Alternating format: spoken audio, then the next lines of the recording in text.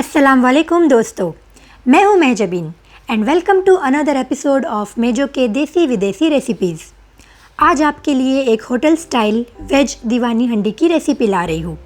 जी हाँ दोस्तों, आपके घर वाले और मेहमान इसे खा के यकीन नहीं कर पाएंगे कि यह आपने अपने हाथों से घर पे बनाया है। पूरा वीडियो ज़रूर देखिए। चलिए वेज दीवानी हंडी की रेसिपी देखते हैं।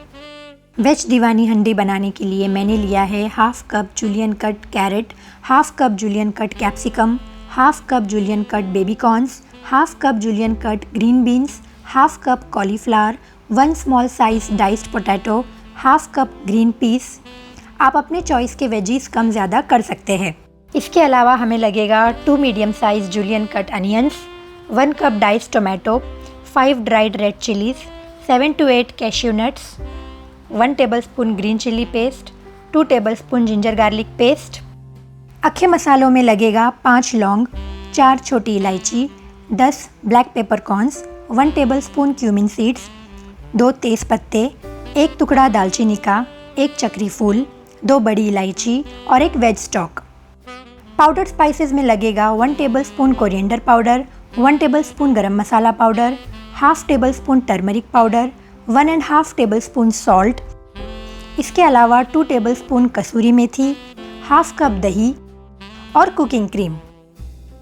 वेज दीवानी हंडी बनाने के लिए एक पैन में 3 बड़े चम्मच तेल डाल के प्याज को कलर चेंज होने तक पकाएं।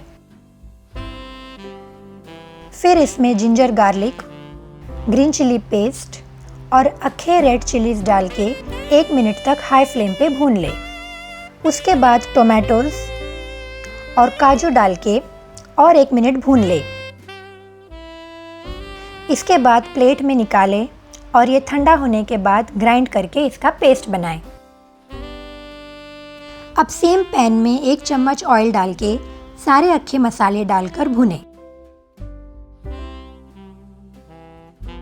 लौंग चटक जाने के बाद इसमें ग्राइंड किया हुआ पेस्ट ऐड कर लें और तेल छूटने तक भुनें। फिर सारे पाउडर्ड स्पाइसेस ऐड करके मिक्स कीजिए।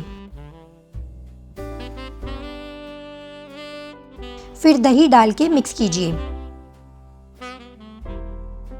उसके बाद इसमें सारे वेजीज डाल के मिक्स कीजिए।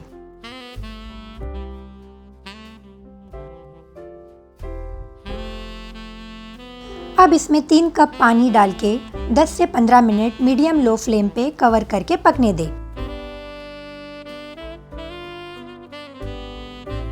लिड ओपन करने के बाद कसूरी मेथी ऐड करके मिक्स कीजिए और कवर करके और 5 मिनट पकने दें।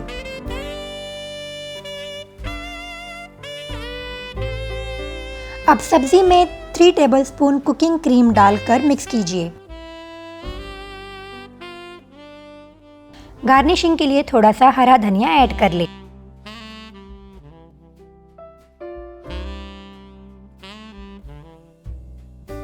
वेज दीवानी हंडी सर्व करने के लिए तैयार है। इसे चपाती या तंदूरी रोटी के साथ गर्मा गर्म एंजॉय करें। दोस्तों, आपको मेरी ये रेसिपी कैसी लगी कमेंट करके मुझे ज़रूर बताएं। मेरे इस वीडियो को लाइक और शेयर कीजिए और सब्सक्राइब करके बेल आइकन प्रेस कीजिए। मां सलामा।